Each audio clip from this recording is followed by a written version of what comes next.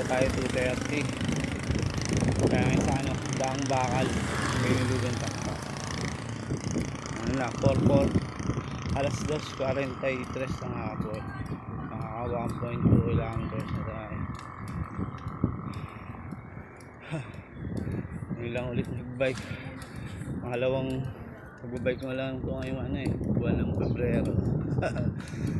Panay panood ng ano, mga Korean series sa American series. Ngayon tayo ano, Tumulong Highway. May block hotel na tayo. Polo. Aliwa na tayo papuntang Tumulong Highway.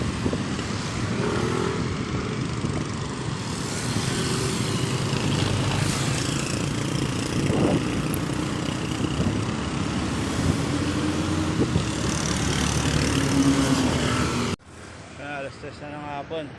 Nakaka 6 kilometers na tayo. 22 minutes moving time.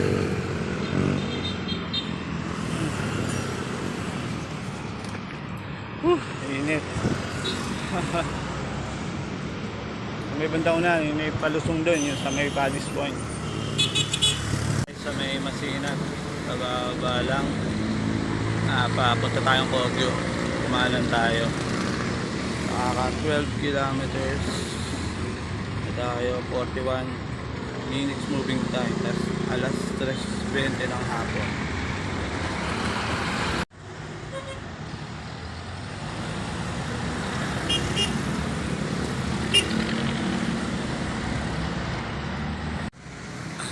Lang natin ang ano, SM Ferry.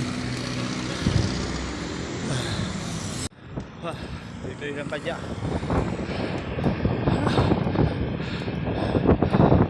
Basta siya hapon, pero lahat sa kanyang sa ano.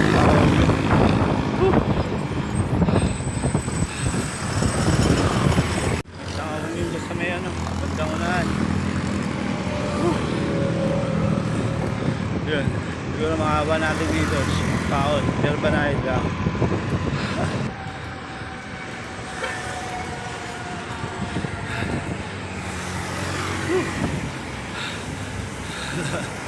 Yan na, konti na lang. Patag na. Sa may Kogi na tayo. Pagdating doon sa may kanto, ano, kakanan tayo. Pero tayo sandali, kinarienda. Kasi paho na yun. Nakaka 17 kilometers na tayo. Ang oras na bumapadyak. Tapos alas 3:50 ng hapon. Paano na tayo? Hanap na tayo mabibili ng soft drinks bago mahon. Pagdig sa ano to, dire-diretso yung pahon pabalik ng bahay ng Antipolo.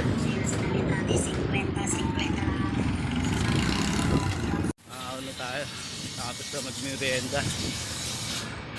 Siguro mga ano to 400 to 700 meters na Ulalia Road tawag sa daan na to.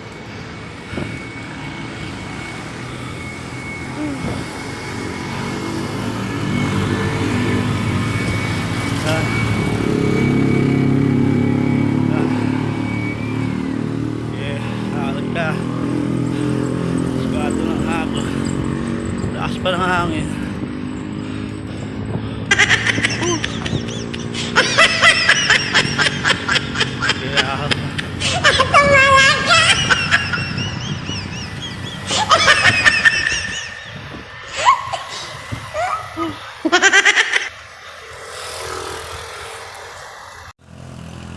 Bago tumakit. Nakaahon na ako ng ano Ulalia Road.